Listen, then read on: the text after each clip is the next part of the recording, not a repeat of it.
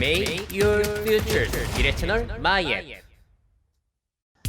네, 매달 마지막 주 토요일은 지난 한 달간 있었던 놓쳐서는 안 될 미래의 뉴스들 묶어서 전달드리고 있죠. 이번 달에는 어떤 일들이 있었는지 함께 살펴보시죠. 자, 요즘 AI 얘기할 때 초거대 AI 빼놓을 수가 없습니다. 제가 많이 소개해드렸는데 이제는 이런 것들이 우리 실생활에 조금씩 적용이 되기 시작했다는 소식이에요. 먼저 네이버가 작년에 공개했던 하이퍼클로바라는 초거대 AI의 시연 모습인데요.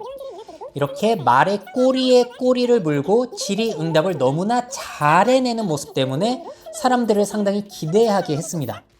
이게 우리 일상 AI 스피커에 아직까지 들어오진 않지만 여기에 적용이 되네요. 독거 노인들에게 안부 전화 거는 그런 용도로 쓰인다는 거예요.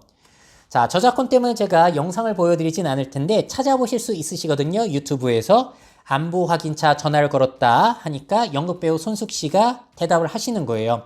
어떤 일을 하시는지 여쭤봐도 될까요? 연극합니다. 자, 일하신 지는 얼마나 되셨나요? 오래 했습니다. 쉽지 않으셨을 텐데 정말 멋지시네요. 이렇게 거기에 알맞는 응대를 해주고 있는 모습이 유튜브에 공개가 됐어요. 자, 독거 어르신과 중장년 1인 가구를 위한 AI 콜 서비스이고요. 전국 20개 지자체에서 이미 시범 서비스를 운영했다고 해요. 부산, 인천, 대구, 서울 등에서 했는데 이게 정식으로 출시가 된 거고 주 1, 2회에 전화를 걸어서 식사, 수면, 외출, 복약 등 안부를 확인하는 그런 임무를 맡게 됩니다. 자, 이렇게 전화를 걸어서 만약에 통화가 되지 않으면 이상자로 분류가 돼서 담당 공무원이 다시 확인을 하는 이런 방식으로 활용이 된다고 합니다. 자, 초거대 AI를 쓰면서 장점이 생긴 것은 정형화되지 않은 대화도 이해하고 상호작용이 가능하다는 것이죠. 자, 그리고 앞으로는요, 지속적인 관리가 필요한 주요 정보를 추출해서 기억하고 다음 대화에 활용하는 그런 기능이 추가될 예정이라고 해요. 그래서 어떤 새로운 약을 먹는다라고 얘기를 하면 거기에 맞춰서 또 얘기를 이어갈 수도 있다는 것이죠. 자, 그러면 나는 이런 초거대 AI 지금 이용해 볼 수 없는가? 이용할 수 있는 방법이 있습니다. 바로 SKT에서 GPT-3 모델 기반의 소비자용 서비스 A-라는 것을 올해 5월에 출시를 했거든요. 제가 대화 나눈 장면 보여드릴게요. 조선을 세운 사람은 누구지? 조선 태조 또는 이성계는 고려 말의 무신겸 정치가이자 자, 네이버의 조선의 하이퍼클로버처럼 똑같은 질문을 한번 해봤어요. 대하며 정치적 세력 신진사대부가 뭔데? 신진사대부는 자, 하이퍼클로버에서 좀 쉽게 설명해 줄 수 있어? 라는 그런 질문에 응답하는 걸 봐가지고 저도 똑같이 해봤습니다. 설명해 줄 수 있어? 신진사대부들은 온건파였어. 자, 그랬더니 이렇게 짧게 간략하게 요약해서 보여주는 기능도 있고 진짜 말이 잘 통하더라고요. 비트코인은 언제 사야 될까? 내가 위험한 일은 안 했으면 좋겠어. 안전한 행동만 하자. 비트코인은 위험한 투자야? 좋은 경험만 하기도 바빠. 그러니 우리 좋은 것만 경험하자. 자, 이런 식으로 대화가 잘 되는 것을 여러분들도 지금 당장 앱 다운로드 하시면 하실 수가 있어요.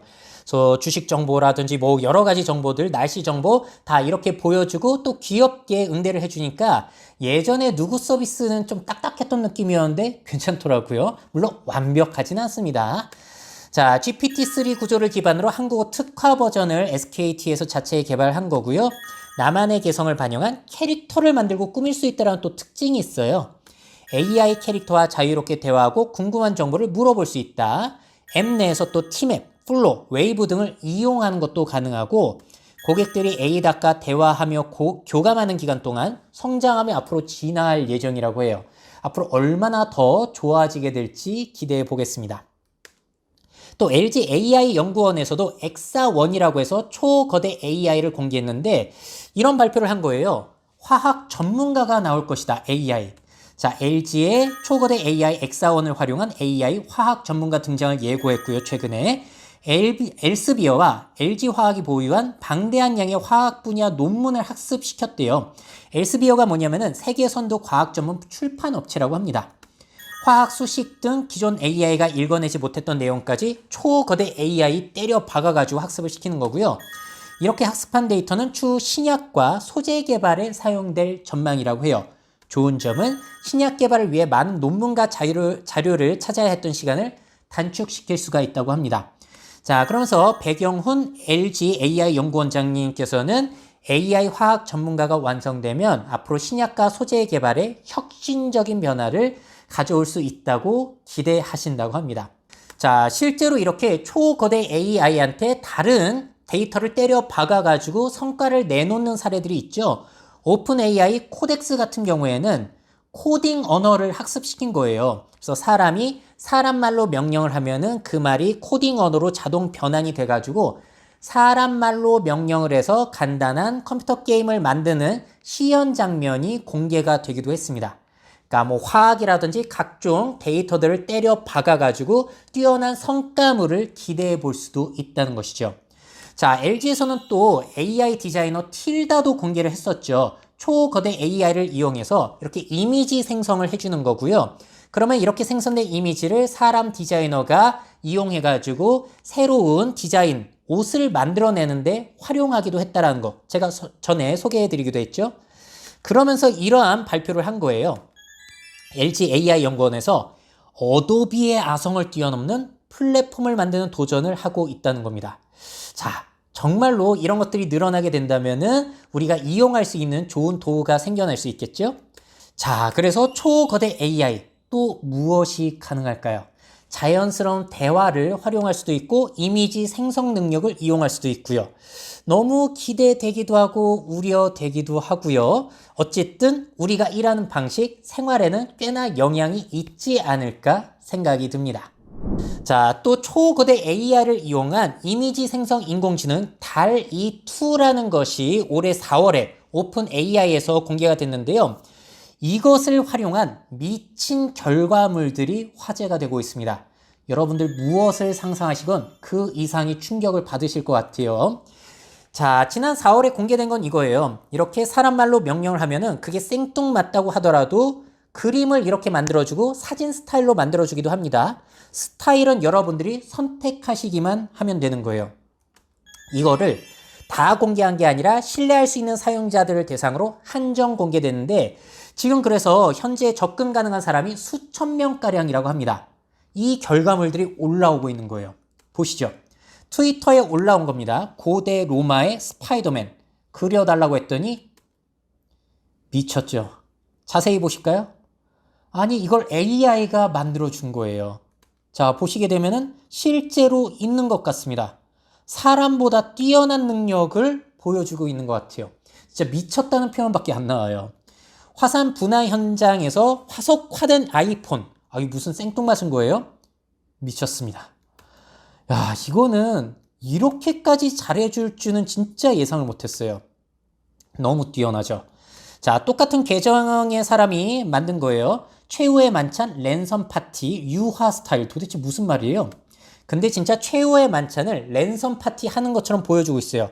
물론 이게 의도한 게 맞는지는 모르겠는데 최후의 만찬에 컴퓨터가 올라가 있고 접속해 있고 막 그렇죠? 비트코인 하락에 반응하는 호머 심슨.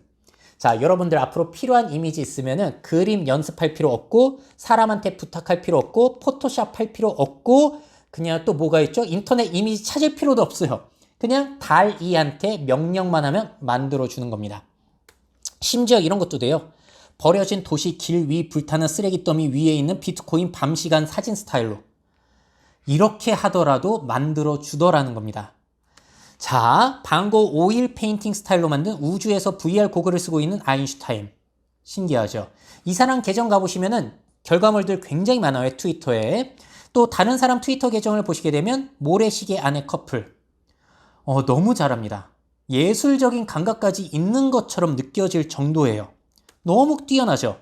근데 마지막 장은 이게 완벽하진 않구나라는 걸 보여줘요. 갑자기 생뚱맞게 이 사람은 누구죠?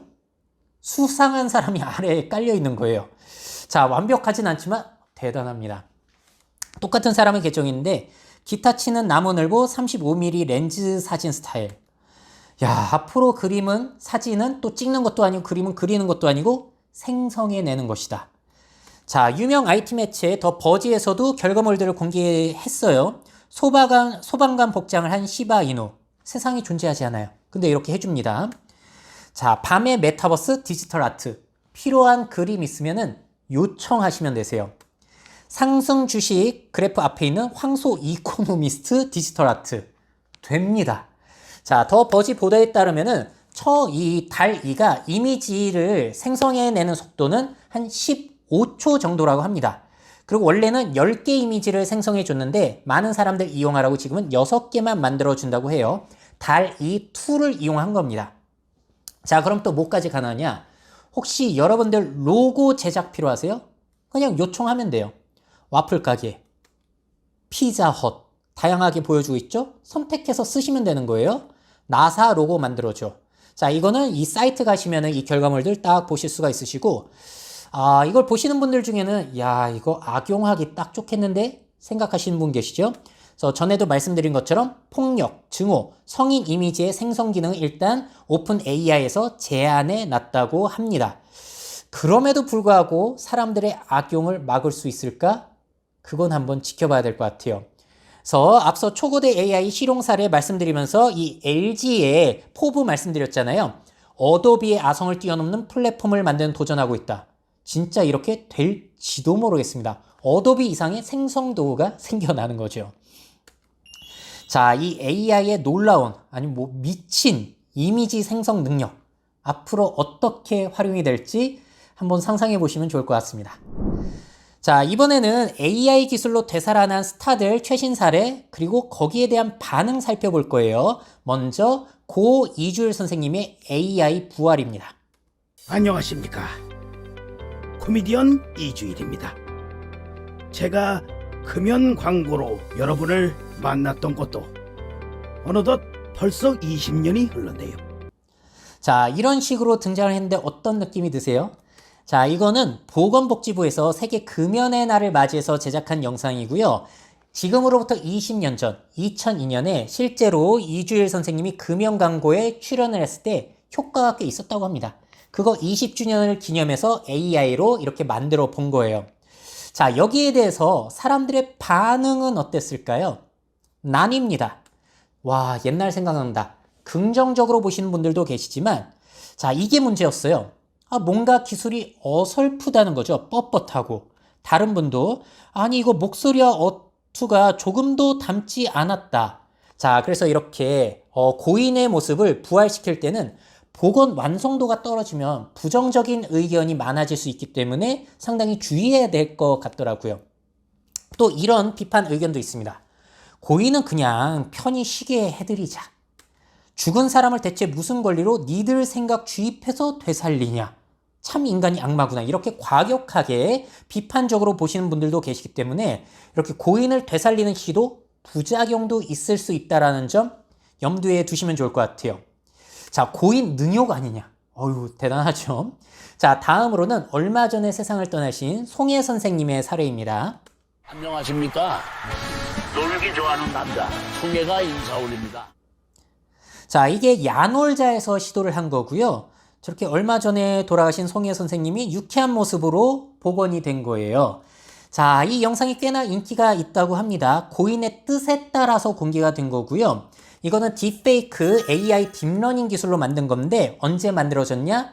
송혜 선생님 살아계실 때 허가하에 만들어진 거예요. 이 송혜 선생님이 장시간 광고 촬영하기에 무리가 있기 때문에 이 방식을 썼던 거고요. 야놀자 측에서는 건강한 모습을 보여주고 싶다는 선생님의 뜻에 따라서 이렇게 진행을 했다고 합니다. 이주일 선생님의 뜻은 반영이 안 됐을지 모르겠지만 이건 반영이 된 거예요. 자, 그러면서 8일 송혜 선생님이 돌아가신 이후에 광고를 잠시 중단했다가 15일부터 2주간 한시적으로 오픈을 했는데 꽤나 호응이 좋았다는 거예요. 그래서 댓글 반응을 보면 좋은 의견이 대부분이에요. 근데 그 와중에 뼈 때리는 비판적인 의견이 있습니다. 돌아가신 분 상업적으로 이용하는 걸로 보인다. 돌아가신 분을 놀리는 것 같아. 기분이 이상해. 자, 유쾌한 의미는 알겠지만 딥페이크의 희화화하면서 광고를 보기엔 불편했다는 거예요. 자, 선생님을 추억하기에는 이런 상업 광고가 아니더라도 다른 영상이 있는데 왜 이런 걸로 봐야 하냐는 거죠. 사람이 죽었는데 딥페이크로 광고에 쓰는 게 맞는 일인가? 편하게 보내주어라. 상업적으로 이용하지 말라고.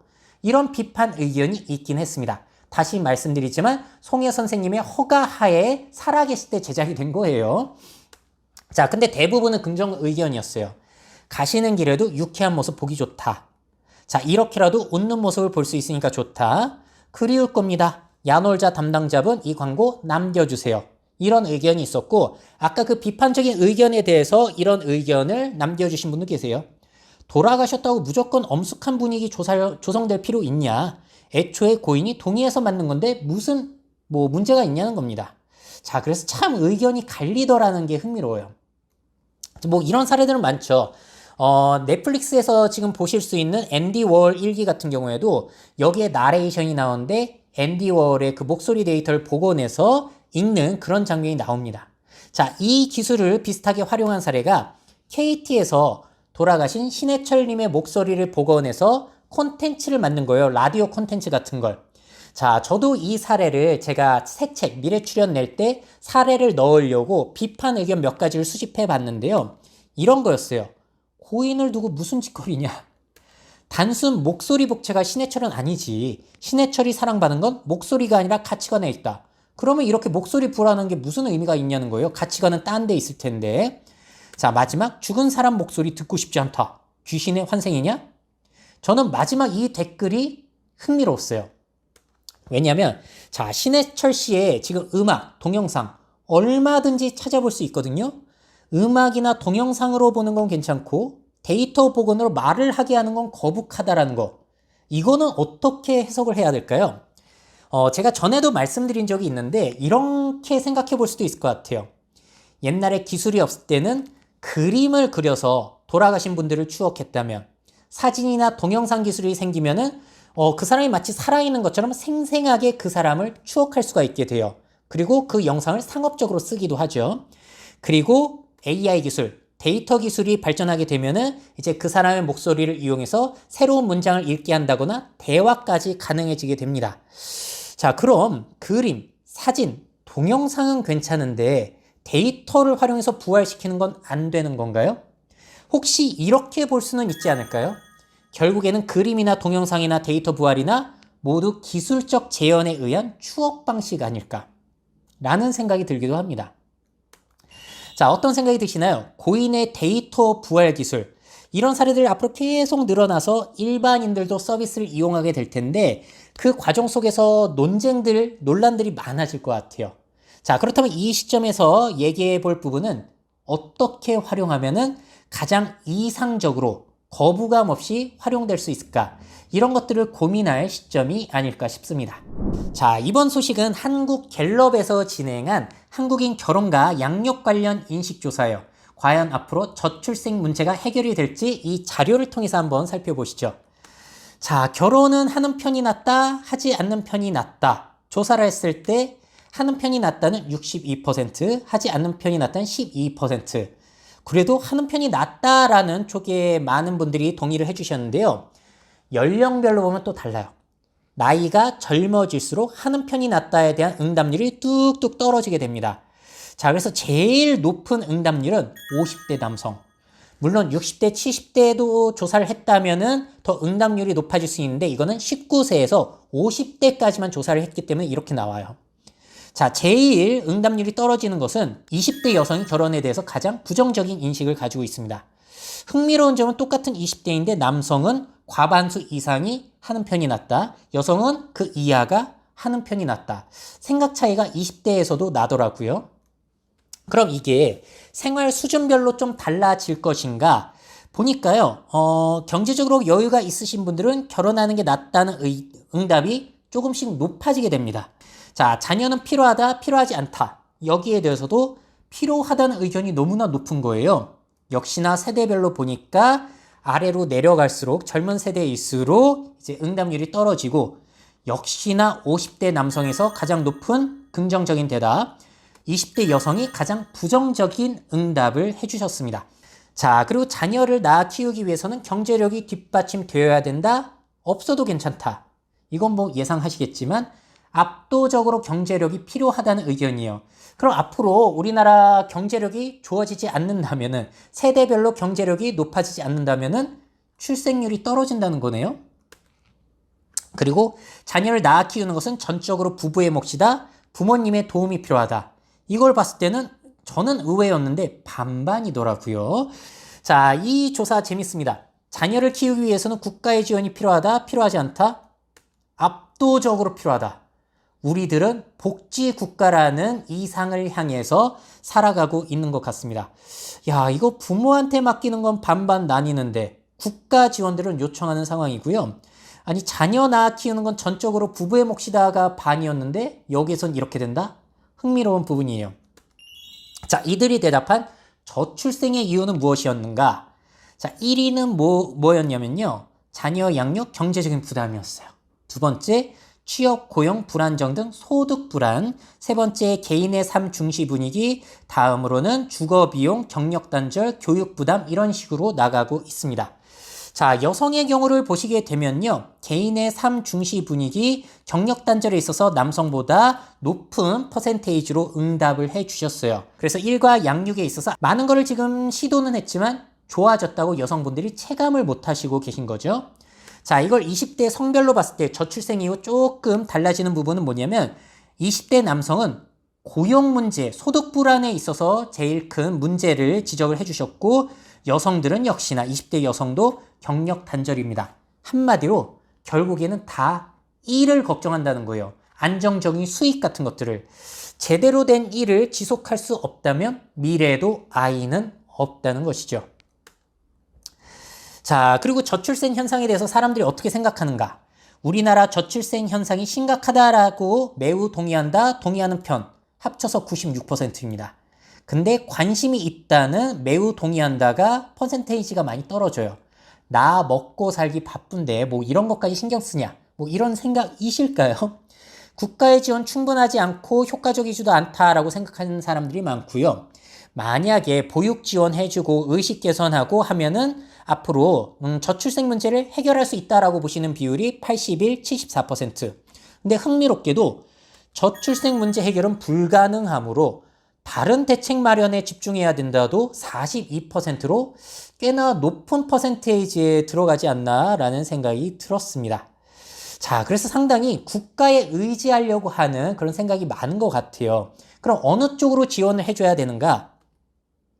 만약에 이렇게 지원을 해주게 되면은 출산 동기가 늘어날 것 같다. 많이 생길 것 같다. 조금은 생길 것 같다. 이런 것들이 조사가 되어 있는데, 자, 이게 재미난 게 주거 공간을 무상 지원한다면은 이제 출산 의향이 많이 생길 것 같다. 가장 높은 응답률을 보여줬어요.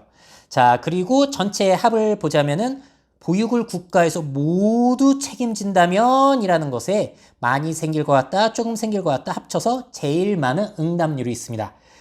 물론 국가가 이제 아이를 함께 길러가는 것이다가 복지국가의 모토이긴 하지만 과연 지금과 같은 생존 경제, 물가 높아지고 앞으로는 또 초고령 사회에서 어떻게 이런 문제들이 해결될 수 있을지, 지원이 가능할지 이런 부분들은 우리 한국 사회가 앞으로 해결해 가야 될, 논의해 가야 될 부분인 것 같습니다.